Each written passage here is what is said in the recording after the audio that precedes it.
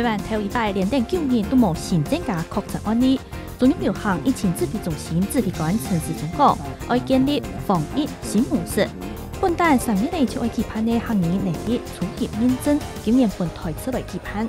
唔過受到疫情影響，第一台次都起社會，也建議咧疫情有客觀。第3台次台東廠就拖緊按期盼。考場特別規定考生要量體溫、消毒，韓國全場要帶作業物，將做嚟去考試。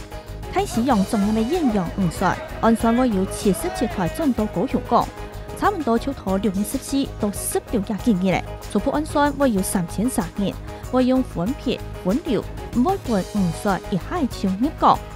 今日早時有6台預算入港，海洋區同5日數都同現場表人數，確定船員要去防疫旅館，則唔會要防疫防唔到嘅所在。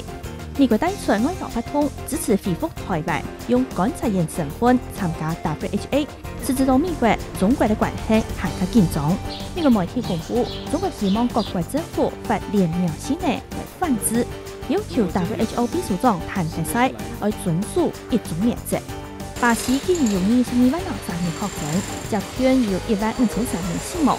今年有2個衛生部長因為佢對抗疫情做法同態度，老總統保證和保盟中央連帶都辭職。